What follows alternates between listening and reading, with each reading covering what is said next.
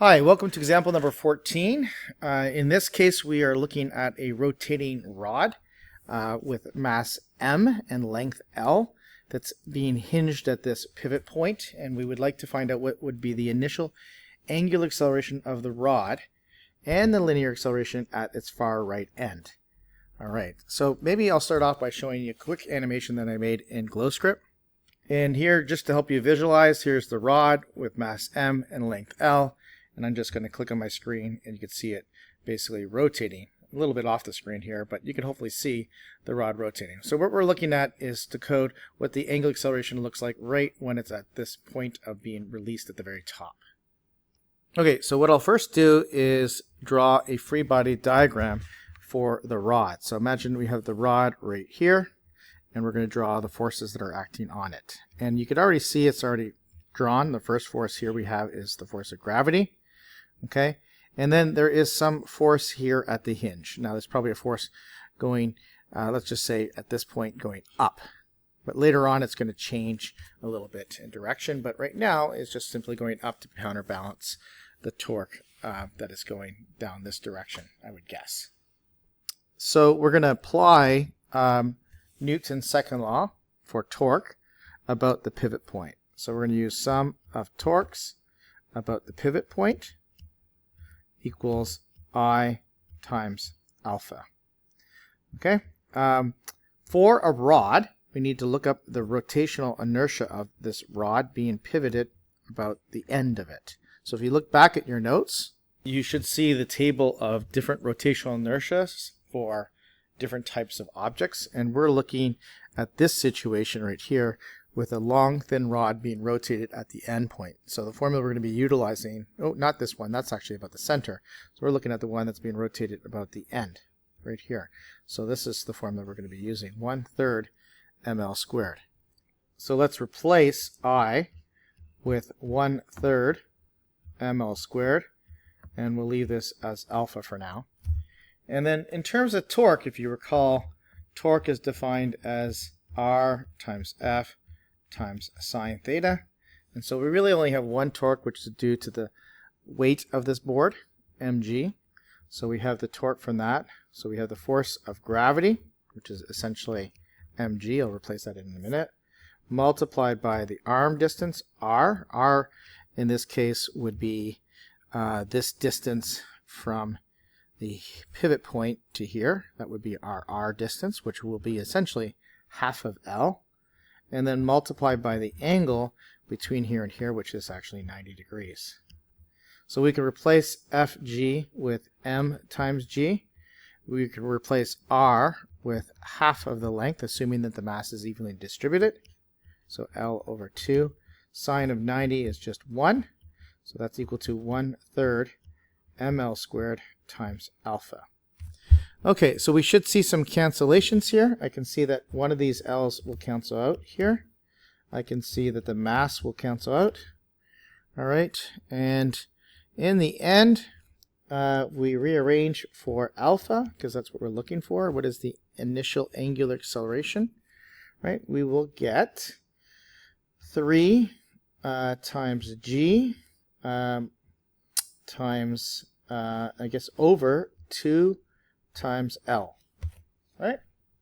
Okay, and that's the answer for the first part, right? And we are also asked to find the linear acceleration at the very right end. So imagine like where it would be right here. What would be the acceleration at that point at the end? So to calculate that, if you remember our conversions between linear to angular, like S equals R theta, V equals R omega, well, we have A tangential is equal to R times alpha. So we're going to be utilizing that. So our acceleration linearly will be our distance away, and in this case, that distance is from the pivot point to the very far right side, that's L, multiplied by alpha, which we just computed, which is 3g all over 2L. Okay, and so we can see that our L's will cancel out, and so our acceleration becomes 3/2 of g. All right, that's kind of interesting because essentially if you were to put a little penny at the end of this meter stick and let it drop, right? The penny will fall due to gravity, which is g, but the end of the rod would actually be accelerating at a greater rate. So hopefully I can show you that as a demonstration in class. I'll put a penny at the end of the rod as it rotates, and you'll see that the rod itself will be accelerating at a greater rate than the penny itself falling vertically down. Maybe I can show you that with an animation. Okay, I tried to make an animation and add a penny, which is that kind of little red dot here on top of the rod, and I'm just going to press play here and show you. Hopefully you'll see it'll start to leave it. There it is, and it's starting to leave as it goes down. Once again, here I'll show you a little bit more slower motion, and you can see that it starts to leave contact with this. It shows that the rod was accelerating at a greater rate, and so therefore the penny would leave and not be in contact with the rod. Now I bet there is a position, right, that you could put the penny on that rod so that it will actually stay in contact with the rod. I'll leave that as a task for you to think about.